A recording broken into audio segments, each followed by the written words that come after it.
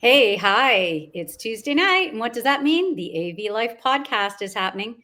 And this is Nancy Blanchard, now with PPDS. And you are listening to and watching the AV Life.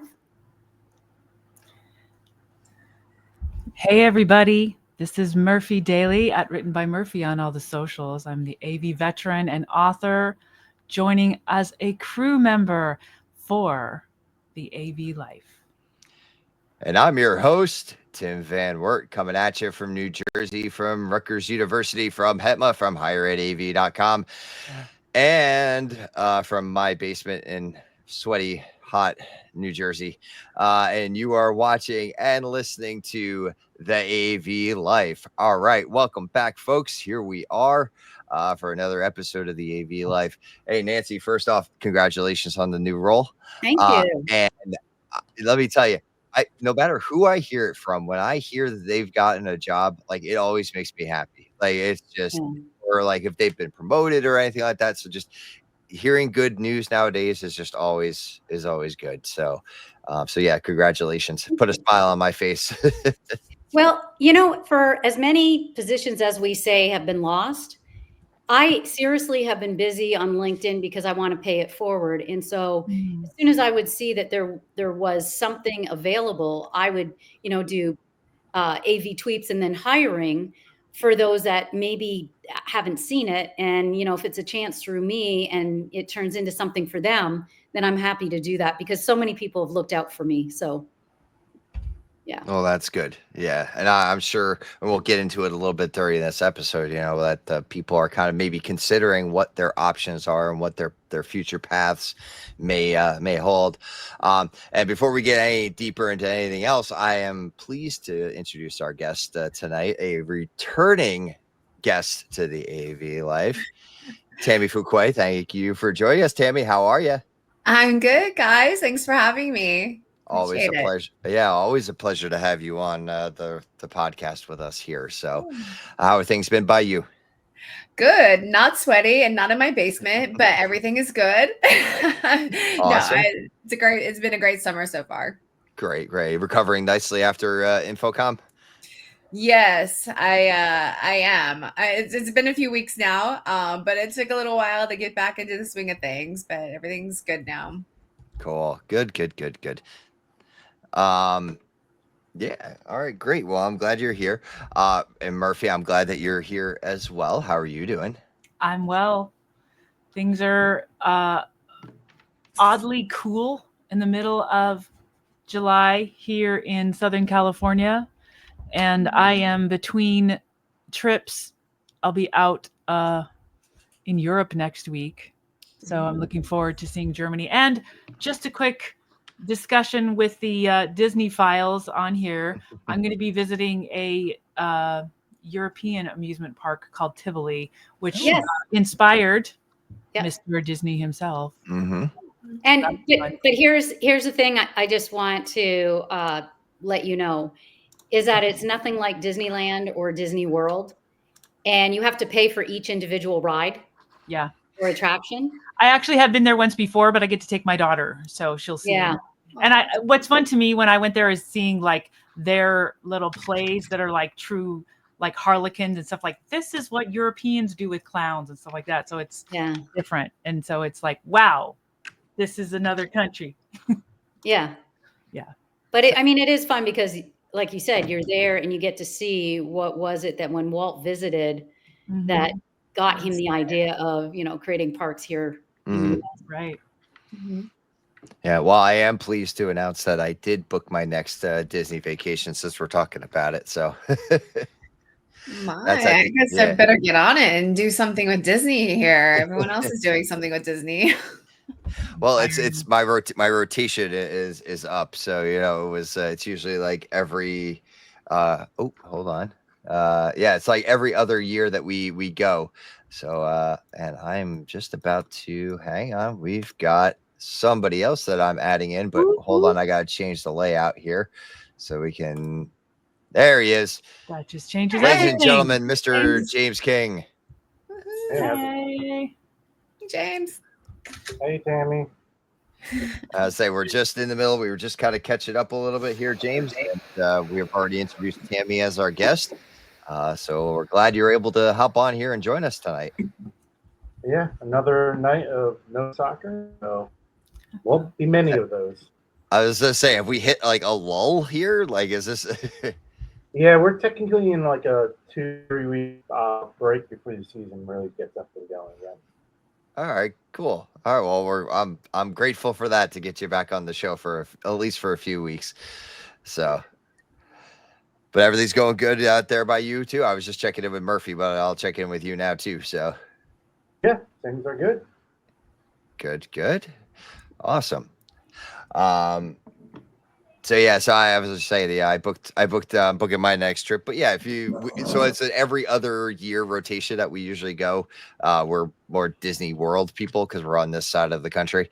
So we have not ruled out Disneyland yet, but we're, that's it. Eventually. Everybody make your way to California then. I mean, Murphy and I are here in that area, so make sure you tell us. Yes, definitely. I will let you all know if I make it to the West Coast like that. So it is on the to-do list. It's just, every time there's something new down in Disney World, and also I could drive there in 18 hours. So it's see, I amuse myself by calling it the world and the land. Exactly. So we here on the west are the land, but the east has the world. Yeah, I mean, you are the original out there, so I can't, you'll always have that. So I haven't been to Disneyland in, oh my gosh, it feels like forever. I mean, definitely I haven't even done the Star Wars land yet. It has your speakers. That's new. Yeah, I did hear that. So they're not standardized on JBL anymore. Well, there you go. So, Max and I said we prefer Disneyland over Disney World because Disney World's just so spread out, and it's not close to be able to walk from one to the other. And so for you probably would drive to the parks, but then aren't you paying parking on top of that? Well, they have the Disney transportation system, and it's, unless we have some reason to like get out of the park and get on our way, like we'll take the transit system. Like it's, and because we're driving down and we always stay on property, we get the parking. So that's, it's not for all the parks though. I believe so. I don't remember paying for parking last time we went down. So okay. Unless they change that, which, anything's possible with Disney. So, well, you'll love the land because it's just, everything's right there. So yeah, if I can cash in my points and get to the Grand, was the Grand Californian? Is that what it is? Oh, yeah. That's where I'd like. That's That's a pretty place. Yeah, that's where I'd want it. That's where I want to cash in on for my points, is get over there. So, but we'll see. So yeah, it's on like I said, it's on the to-do list. But before we get too deep and too sidetracked, I want to switch gears over to Murphy so she can give us a long overdue PM minute, and I'm sure our listeners are looking forward to it. So, thank you, Tim. Thank you. Yes, everything is a project. And one of the things about projects is that moment when terror strikes, when they're like, oh my gosh, I don't know what to do about this. And I'm like overwhelmed. Things seem to be falling apart. Things are on fire. What am I going to do? A crisis has come. People are panicking, or maybe other people aren't panicking, but I'm panicking. And that is the moment for me to remember what I know. Even when I think I have no idea what to do, when everything seems chaotic and I don't know what's going to happen, and I'm in the moment and it all seems like it's on fire, it won't come together. If I stop and say, well, what do I know? And I will find in the things that I know the beginning of the solution, or at least to start, to create order for myself, or at least present something orderly to the team, and the team can begin to find order with it. So it's remembering what I know, even when I feel like everything is out of control, brings it back into the sane and lets everybody start working together. That's nice. I like that. It's almost like a very excuse me, because we're talking Disney and Disney leads to Star Wars. It's a very Jedi kind of. Is it? It is, I think. Like it's like, just Not giving centering up the yourself ending. and trusting your instincts and knowing that, you're trusting your training. Like, Right? Mm-hmm. Yeah. Very much. So, and that's, I think that's where like the importance of getting like things like your CTS and stuff like that. I think that there's definitely like I think there's always value in that. But it's like doing your training and taking practical steps like that, I think definitely prepare you for those sort of situations. And now I have to get this one out of my head, because otherwise it's just going to sit here. The other thing that popped into my head was from Indiana Jones and the Last Crusade. Okay. When it's Indy and his dad, Sean Connery, as the actor, they're escaping and they get stuck in the one corner of the tower, and like there's no stairs or anything like that. And Dr. Jones Sr.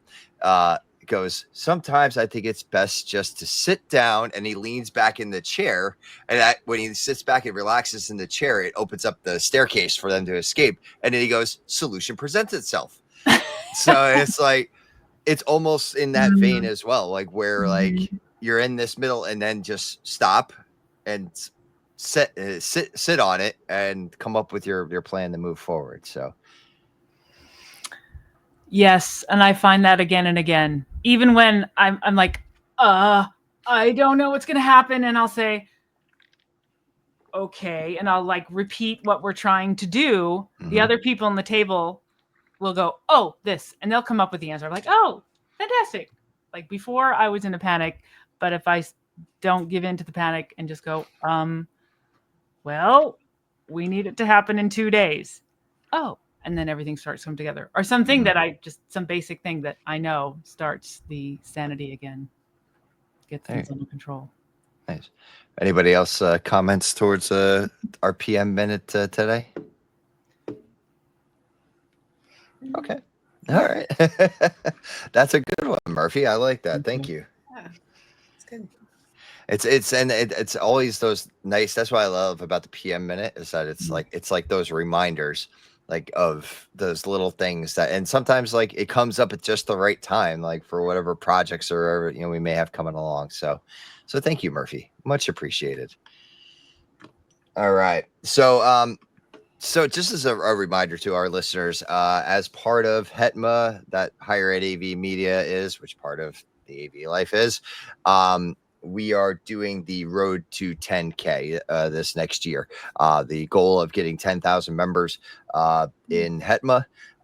And having said that, we also have come up with monthly themes. This month for July is True North, and it's Your Future You. And basically we're talking about almost like a professional development in a way, and how it's written here, and I'm reading right off of our little plan, and it's clarify your personal mission and your professional purpose. Why do you do what you do, and where do you want to go? Anchor your future progress. So this is like, it's almost like an internal monologue that we're trying to help guide you through to start this kind of, so you could set your own path towards professional development, like where you want to go and actually do things with purpose in a way. As we always say, a bunch of us have fallen into AV, and like maybe we don't necessarily have a goal in mind. And like, Tammy, I'm going to go to you first, because I think, and I saw that you have something to go with here. And well, I think what I was thinking as you were saying that is that I think people fell into it because there was no clear pathway into it. And now maybe there's some more developing pathways into AV now that it's becoming, like when I first got into AV, the integrator I was working at was just doing IT and then switched over to AV. So that's like kind of the evolution when I first got into the AV industry was that it was by mistake completely. But now I feel like there's a lot more pathways into it than it was at the beginning.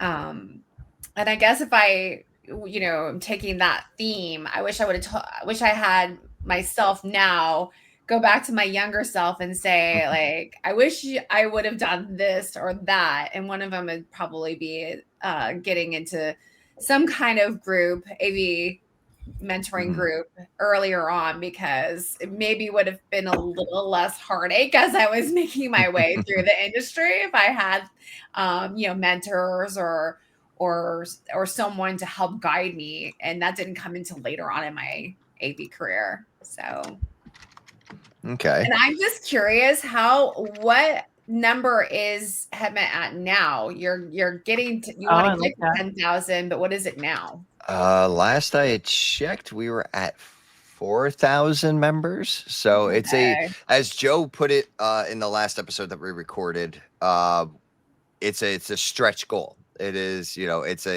but definitely attainable if you think about it globally, that we're looking to add members globally. So yes, there are still some folks that maybe are in the smaller community colleges and other more remote universities that we might still be able to catch here in the United States. But it's, I think it's definitely something we can make, but it's always good to have that stretch goal, like to really be able to cut it, because that gives you like that. Even if you don't make it, you can still say, "Wow, look at what I did!" How far we went. Yeah. So. Yeah, I think I'm a goal setter, so I feel like that's a good way to, like, now you're being purposeful on getting out there. Even like, you're right. Even if you don't make that 10,000 goal, you're still working toward it, and you're putting emphasis into doing the goal. So I feel like it could be obtainable if you keep up with the momentum. Why not? Mm-hmm. Yeah. So if you're hearing this podcast and you're not a part of Hetma, you go to hetma.org and join up there. That's So for me, it was kind of the same kind of boat. Like it wasn't something I was actively looking for. And I had a friend of mine and I've told this story before, a friend of mine that was working in higher ed and specifically in AV, and he was moving on to a different role. And I was kind of actively looking for a new job. I was working if you were at the higher ed AV awards, you saw that, my prior work as being a camp director. So I was working for the YMCA. So I was it wasn't necessarily looking to leave nonprofit, but I had the opportunity to get into higher ed, and 14 years later, here I am still in higher ed AV. So, and I found my calling here. So, then maybe it's something I could have, yes, like you said, Tammy, if I had some guidance a little earlier, I probably would have found this line of work way sooner. Probably would have finished my degree earlier too, but that's another thing. But you can't work off of what ifs, right? Yeah, Just no, keep you're going. right. Yeah. So, and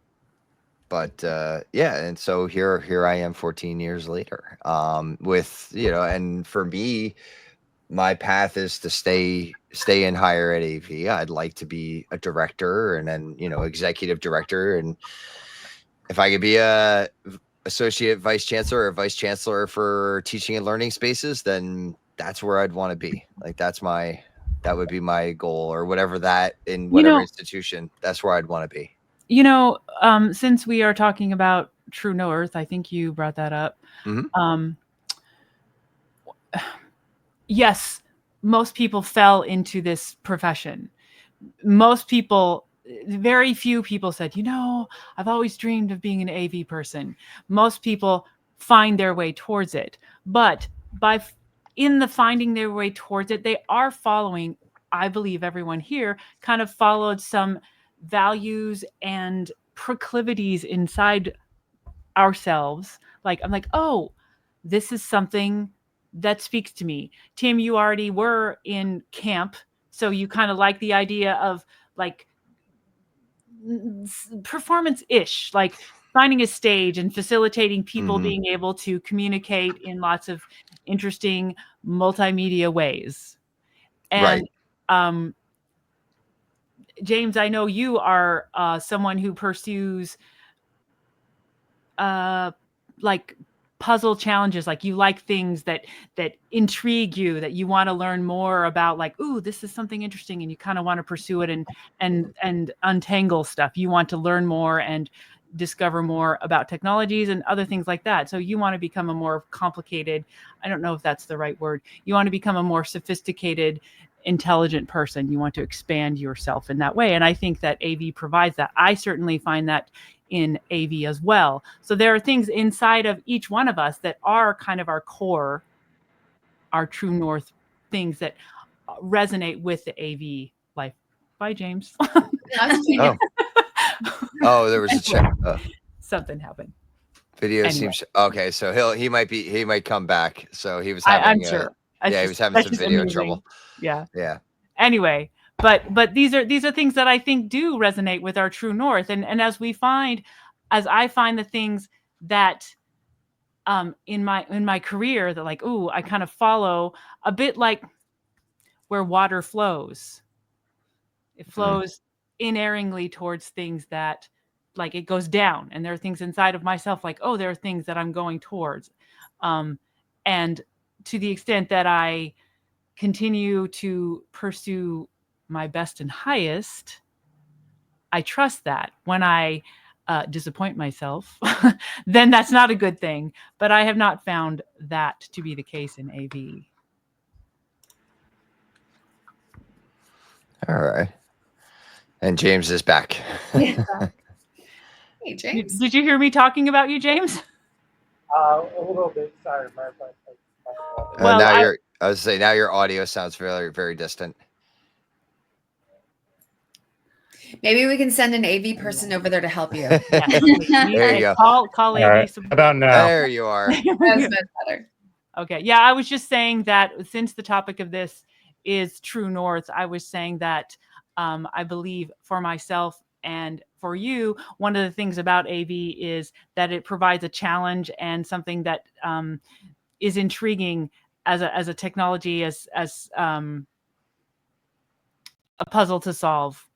And I think that's something that you like about AV. It's something I also like about AV. And I think for each one of us, and probably most AV people, 99% of the AV people, there is something intrinsic to the AV profession that is part of our core, the true north, the values that we flow towards. That's what I was saying about you as the AV failed you, as the disconnection happened. So anyway, just so you know what I was saying while you couldn't hear.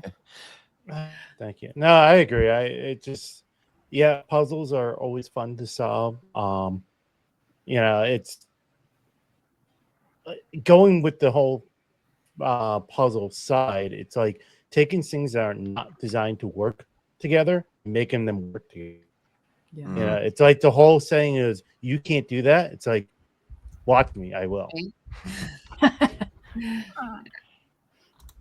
I like that. And it's interesting because, like, talking about true north and staying on the path and things like that, having a goal is like helpful for that, I think, because that's what keeps you, straight, and just like the North Star, or whatever it might be for you, that keeps you on target. Yeah, thank you, Murphy. Well, then, Murphy, in that vein, is there any other last thoughts before we lose you for the evening? I have so many thoughts about this. I guess my thoughts to myself is I'll have to make sure to catch this episode because I do have to step away. I'm sorry, friends. It's great to see you, Tammy, and congratulations, Nancy. Oh, thanks. And I'll be checking in when this gets posted. But I look forward to hearing your thoughts, because we'll continue this next week. So if you're around for next week, we'll keep talking. All right. Well, next week I'm in the. Oh yes. All I'll right. be going We'll figure north. something out. Okay. All Bye, right, guys. Murphy. Yeah, Bye. enjoy. Bye. I think too, for me, like I didn't really start having an interest in this industry until I found my passion for it. So like you say, like when you come into this industry, like by accident, I remember I was dating someone that was in the industry, and like whenever he talked about, you know, installs or stuff like that, I'd be like, whatever, so boring, you know. And then I found what interested me, and then like I felt like everything really took off. Like I feel like that's where each person that's coming into the AV industry needs to find what they're passionate about, because there's, I mean, like obviously there's tons of products, there's tons of technology. You have to find what really puts a fire under you. So I think that's a thing, like as people are moving into this industry, to think about. Yeah, I agree with you on that, Tammy, because like for the first like few years that I was in higher ed AV, like I really didn't know where I was. It was just a job at that point. It actually wasn't until closer to the end of my time at my previous employer, before I ended up at Rutgers, that I kind of started getting an idea of like, yeah, this is where I want to be. And then when I got to Rutgers, and getting involved with HETMA and getting involved with other organizations and meeting and networking with all these AV professionals, like that, I kind of said, yeah, this is it. Like, I know this is it for me. So Now, was that because of the community feeling of HETMA and the people that you had met, the network connections that you made? I was say it wasn't even this predates HETMA. Like, and the fact that like we even, so I think that's what really drew me in when Joe approached me to be part of the initial steering committee for HETMA, that I was like, yes, I wanted in on this, because I was already starting to get integrated into the community, and I saw the value in what it would be for us to expand that community. Yeah. So yes, yes. Versus somebody entering in, you know, even a young person, and maybe they're starting out as an installer or you know, something, but they don't have any communication outside of work with anybody else. So it might just feel like as if it's just a job, versus, you know, you go to the trade shows and there's events and things, and people. Yeah, Nancy, what sort of advice would you give to somebody that's trying to, like, yeah, if you're that installer, so you should probably get involved with like a networking group of some sort. What else would you advise them to do? Well, you know, for myself, getting back into the industry in 2016, I just had Northern California, and really it was going to the trade shows, reconnecting with people that I knew, but then moving on to Williams, and we had COVID. It was the AV community on Twitter and LinkedIn that's where I really got to meet a lot of people and realize that I had to start building my own personal brand, and for being more active, then people knew who you were, and then you got to make friends. And it's sort of like that Breck commercial, and so on and so on and so on. So it's hard, because if you're an introvert, to try to put yourself out there, it takes a lot of effort. I mean, maybe there might be some local groups. We have one here in San Jose, the AV user group, which is free, I believe, to the members, but for, you know, a manufacturer, you have to pay. And I'm not sure, Tammy, if QSC, they're probably in it, I would assume. I'm not totally sure about that one, but I'm sure there's others that QSC is But I part of. think it's where people that are in the industry have to just welcome people with open arms. There can't be cliques. I know everybody likes to stick to their group that they're comfortable with, but there has to be being out there and welcoming, so that others feel like they're part of a community.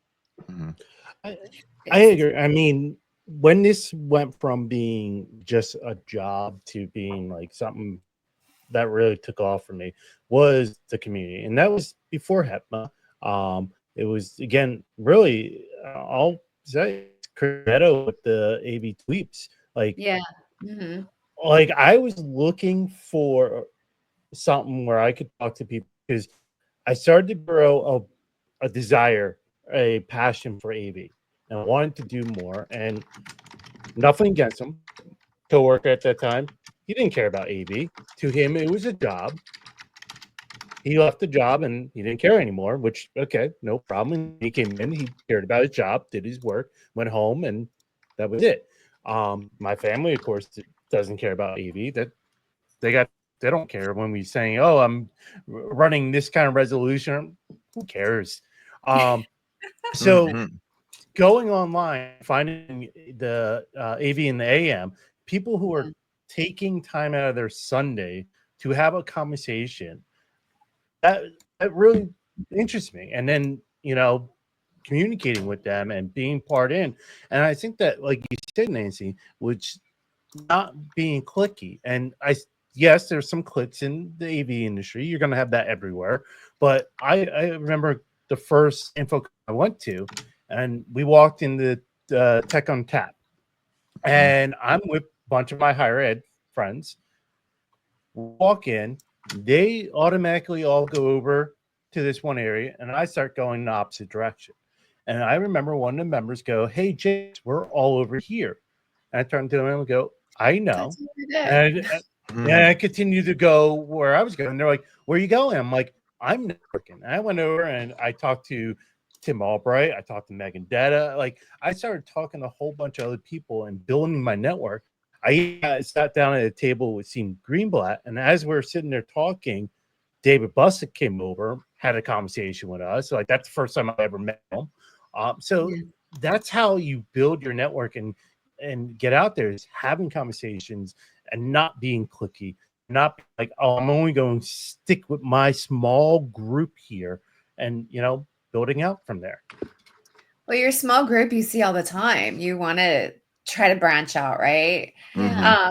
Nancy, there's one thing that you said that I thought was totally funny, and that I was thinking is that the Infocom, right in the time when COVID was starting to lift in 22 in Vegas. It was so funny because I had grown such a big network of people I had never met before in person. And then you went to that Infocom and it was just like, oh yeah, that's who you are, because I mean, you're only seeing each other like in a small little picture on your LinkedIn or on your your Twitter at the time. And it was just like, that was a really interesting time of growth, because it's like I had acquired like all these AV friends, then I had to meet them in person. It was like, wait, oh yeah, that's you. So Yeah. That was I agree. That was the fun thing, like, because it was like for me with the podcast, like I was having all these people on, and it's like all I've known them is from a box. Yeah. It's yeah. like One little tech box. And one thing I find with the AV industry as well is certain people are outliers here, and I'm not going to name anyone, but I don't feel many people have, like I say, that star complex or God complex in it. Like, everyone's pretty humble. And I remember back east, I had Tim Albright, who reached out to me about something he was thinking about doing. So he reached out to me and we had a conversation. And I remember going to work the next day and talking to some of the guys at work about it. Like, oh yeah, I was talking to Albright, the host of AV Nation and all that stuff. And one of the guys was like, "Oh, I know AV Nation. How was he?" Oh, he was a down to earth guy. Like, they saw him as a star, which Tim is a star, but I could have a normal conversation. Blown away that he contacted me about something I was doing. And that's what's great about it. We all leverage each other and help each other to do better. Yeah. Now, so one I like to observe, and one observation is, it was fun during COVID because we met people from all over the world when there were the happy hours and that was really the only way that we could remain sane. Once Twitter became X, a lot of the AV tweets dropped off. Some people went to Blue Sky. I did sign up for Blue Sky. I don't care for Blue Sky, so I never go there. But I have noticed, even with the AV and the AM, there's not a lot of people responding anymore on Sundays, and it's usually the same people. So Yeah, that's hard. Somebody coming into the industry, and how do they get involved in the community when we don't have that same interaction that we experienced? I'd be interested to talk to Chris Netto about that and see like if his numbers have actually like dropped off in the last, I don't know what, year, 2 years. So Yeah. I mean, a lot. Yeah. I definitely. Okay. So. Oh, I was just gonna say I hardly ever check my X account anymore. Yeah. It's just like one that I just has dropped off. But and sorry, James, I didn't mean to cut you off. No, with my connection here, I don't know if I'm cutting people off. You look like you're like, yeah. No. It's just my connection here. I gotta. I need to take some screenshots of you. We'll use them as memes. Yeah, it's like I'm even not as active on AV and AM as I used to, and I don't understand why a lot of people have dropped off, especially on X on the platform, and gone to it's my connect had nothing to do with any of those. My priorities have changed. I actually spend a little less time on social media than I have in the past, and I know it's important, especially when, like you said, Nancy, building your own personal brand. You got to be out there, and all that stuff. But it's just like, all right, I have come to realize I have been spending my time elsewhere. I'm actually like I try not to get on social media, and that's LinkedIn, X, Blue Sky, any of them. I try not to get on them as much. I'd rather spend my time elsewhere. Well, and that's what I was wondering is I think priorities have changed, especially because now not everybody's working from home, and we're out on the road. We're busy, with what our actual jobs are. And so I think that there isn't that leisure time to as it was before. Yeah. I mean, it's an effort to keep up on LinkedIn and that. Yeah, it is. Yeah, I agree. And it's not just from a business perspective, it's also from a personal perspective too. Like, because like now that we're back to quote unquote normal, like it's like all the weekend activities are back up. You're getting the invites to pool parties during the summer and hangouts, and let's do all these things. Let's go places, do things. And it's, what is it? The speed of life as it is, That's why I think that trade shows are so important. Like, I mean, that's where we're doing a lot of our networking and socializing now. But it's hard for someone coming into the industry or that's young to be able to go to those, because a lot of times they're sending senior people to trade shows, or maybe the position doesn't allow for them to. But I think that's where I would probably mentor someone to say, like, go to your management and say, well, you'd like to advance your career, you'd like to know more about what happens at these trade shows, you'd like to be able to walk the floor of at least one of them, so then that way you can see. Like, I remember the first time I went to Infocom, I mean, my whole perception totally changed, because I didn't realize how big it could be until I was actually in the showroom and walking around. Now I walk around just to see my friends, but I do try to see some new technology too, of course. But I think that's hard for someone who's coming in, new, maybe fresh out of college. They're going to want to see some of the things that we see, right? But how do they do that? It's the only way they can do that is by communicating to someone. I have an idea. I wonder if there's some way it could work. If there's a way that Avixa could capture new people in the industry, students, and sort of do like a walking tour, like what Ryan Gray does to the vendor booths, and do something like that sort of stands out of different technologies and what's possible in our industry. More than just the first timers, event, because there's the first timers workshop, but if there's a tour that's specifically guided at that, And And- even if it's Yeah. just explaining, like LEDs versus the Q-sys backbone versus, whatever. But it just sort of makes it a little bit more well-rounded than you aimlessly walking past Right. booths, trying to get like a snapshot of what their message is. Mm-hmm. So Mhm. I'm gonna take a little different spin on it, and I want to disagree with you, Nancy. I don't think that's the job of VIXA. Where that job belongs is all of us. We've all gone to the InfoComm shows, the trade shows, and be like, find our people. We walk around. It's now our job to bring the new people with us. Take them around. Show them what to do. Because, my whole role when I walk a floor has changed from when I first attended InfoComm. Now, it wasn't that long ago. It was around COVID when I first went. But I was a tech. I was boots on the ground. So I was looking at that. Now, as a manager, I'm having key conversations.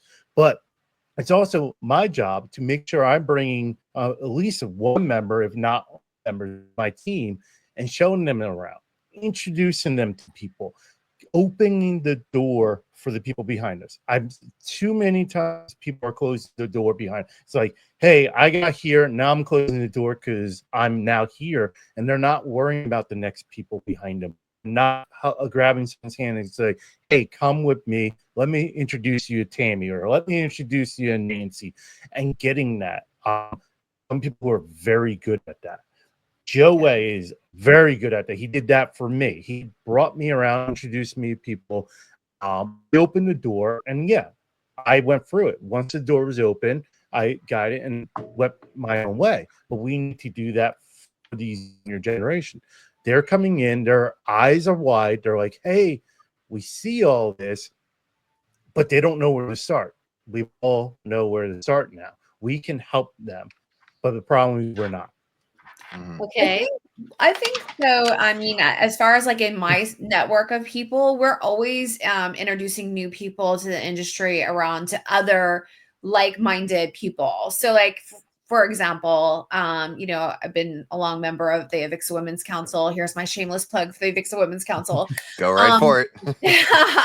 But I have a circle of friends that when they hear of new people coming in, we always set up like either a virtual call or a coffee, in-person lunch, something so that that person could get acclimated to, a network of people that they are now part of. And that's what, I mean, you're right. I think we all have a responsibility to help the younger generation come up in the industry. It's just, how is everyone doing that? I know that the Wave It, the organization Wave It did a sponsorship where they took, a person that submitted for the sponsorship, brought them to InfoComm, showed them around, perhaps it's like many of those, not just one or two or a handoff. I mean, like maybe every organization has to do the responsibility of, bringing more interns into this or more newbies into the industry. So, Mm-hmm. Yeah. And you know what? I'm gonna also say that some of the ownership is on the newbies. And I know it's hard to ask for what you don't know, but a lot of times is these newbies, they are not being vocal. They're not saying, hey, I want to go to a trade show. I want to connect. They're not finding their outlet. Them is just a job. And then their supervisors or their coworkers go, okay, you're coming in here collecting a paycheck and going home. Cool. That's fine. They don't understand that maybe they want more because they're not saying want more. So sometimes sometimes I feel like I'm broadcasting all this stuff to my team members, and then like maybe they don't care. Maybe they don't want be part of HETMA or part of the Slack group or part of InfoComm. Like maybe they're just here to collect a paycheck. Cool. Come in, do your job, go home. Great. Nothing wrong with that. So it's hard finding those people who, want to go and built. So sometimes the ownership is also on the people too. Mhm. Yeah, but I think you can 50-50 on that. Yeah, I was gonna say, I think you can kind of sometimes find the diamond in the rough, right? The one that's really showing the interest, the one that's working hard, the one that's asking lots of questions. I think there's always going to be that group. And then there's always going to be the group that's like, I'm just here with a paycheck, no matter what industry they're in. Yeah. But I think you could tell by their work ethic if it's someone that you would want to take under your wing and mentor. It's interesting because I'm actually kind of going through something similar like that right now, like with the team at Newark that I'm working with. Like, I know there's potential there, but I think for all the time that they were not given the support, not that they weren't given the support, but they didn't. The guy that was in the prior position that I wasn't really mentoring them, because the one guy's been there for about 5 years. The other guy was only there 6 months. So, like, I've got two members that are relatively young into higher ed, and the guy, like I said, the guy before me wasn't mentoring them in that respect. So, and one of my goals when I came in and I talked to my now supervisor about it, she was like, yes, please get them trained up, get them, like, this is what we want them to do. So there's definitely in talking with them, there's definitely an interest, but yeah, they've been basically squashed for so much time that it's like rebuilding to get them there. Yeah, I agree. There's definitely that. So there's definitely a lot of that, because I've seen that in the past too, where people squash it. But then also I've seen where people have given plenty of opportunities and the person just doesn't take advantage of it. I've seen and that's people different. open the door. Yeah, open door for people and they just sit there waiting. Well, I think also it comes with, if you don't have the initiative to move forward, you're probably not going to show that you want to move forward. Whereas, like, I think the times where I wanted to advance my career, I was asking directors, VPs, all of my network, hey, how can I get in here? Or what could I do to get in there? I think sometimes that is the individual, right? But sometimes it also needs to have that person that's going to help bring them along too. Because I mean, you said too, like, how can you ask when you don't know? And sometimes it takes the mentor to go, hey, have you asked about this, or have you done this? And then you go, oh no, I haven't, but how do I do that? So I think it's a two-way street, right? You need the person to help bring them along, but then you have to have the person that wants the initiative to move forward. So yeah, and I think we can't forget that there's a lot of neurodiverse individuals, and so I think that they maybe just don't know how to go forward. I mean, if it was an opportunity that was presented to them, then perhaps they would.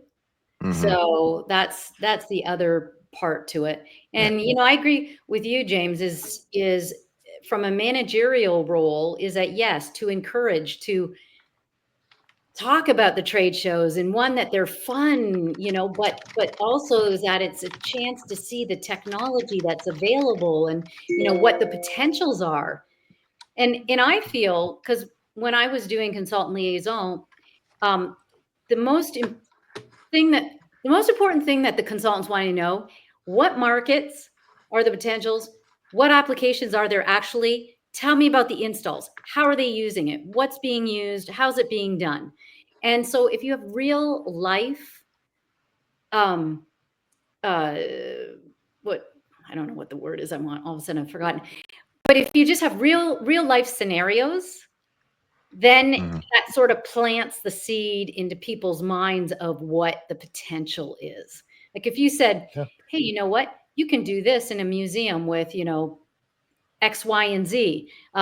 You can do this, even your project at UNLV. I mean, there's that just takes from it being just boxes and software to an end result. Oh yeah, I'm definitely, I like that, because last year, not the InfoComm that's just passed, the one that was in Vegas, I did take my team members, and I took one each day, and I told them, I was like, look, I them the vendors, I'm like, come with some vendors you want to see. I'll take you around, I'll introduce you to people, tell me the vendors you want to see. And when we would stop at the ones that they had a list that they wanted to see, we asked them, like, how can we use this? Like, what do you see? Like, get that and go. Like, I'll admit, one of the team members stopped at radio. We don't do radio. We don't have radios. But he was like, oh, maybe we can use it as team communication. I'm like, cool. These are good things to be thinking about. Like, yeah. I like he took the initiative to knowing, hey, we don't have radios now, but maybe we could. Let's learn more about these. Yeah. Yeah. And that's it's good that you're doing that. And I think that's definitely a mentor level type thing to be able to, guide people in that direction. Cause there's giving them the experience will spark, like you said, James, like that's going to spark that thing that gives them the idea. So sometimes, they need a kick in the butt to get to where they need to get where they need to go. I did not know what I wanted to do outside of high school. I thought I was going to be a travel agent or a hairdresser. And my mom said, you have the marks, just even if you go general. And I was stupid. I took a 4-year honors program, but even outside of university, I still didn't know what I wanted to do. So, I still don't know what I want to do. I still don't know what. I'm still waiting until I grow up. I haven't grown up yet. I mean, my undergrad and my master's degree has nothing to do with AV. So I know, right? Still learning, I guess. But, I guess if I had like one last thing to tell someone that's coming up in this industry is find the networking group and stay with it. I mean, there's tons of different groups out there. Avixa has 12 their own. One is a young professionals group. But I mean, I find that like there is a group for every type of personality and every interest in this industry. Find one, get in it, get to know the people in it. And I can just say that like through networking in a networking group was what propelled my career, is because I had all those people to bounce ideas and things around. If I didn't have that, I'd probably still be, many jobs back. Are those groups free? Yes, all the Avixa groups are free. At least I'm pretty sure they are. Gosh, can you imagine if I say I think they are. It's always been free for me. I'm pretty sure they are. I think there are a couple groups that you have to pay like maybe a yearly dues, but for the most part, they want you to be there because then they hold events and they ask for sponsorship, and that's how it kind of gets paid. But the skills that I learned in these networking groups were invaluable to me. I mean, everything from negotiating my next offer to how do I get my next gig? How do I reach out to customers that I haven't, or partners that I have never had any contacts with? It's, there's a wealth of knowledge that could be learned. It's funny. That's actually a good segue into next month's topic about building community and engaging with that. So we were definitely segueing nicely into the August topic. So that's great. Any other last parting thoughts before we close? Well, I was going to ask, is Tammy going to come back?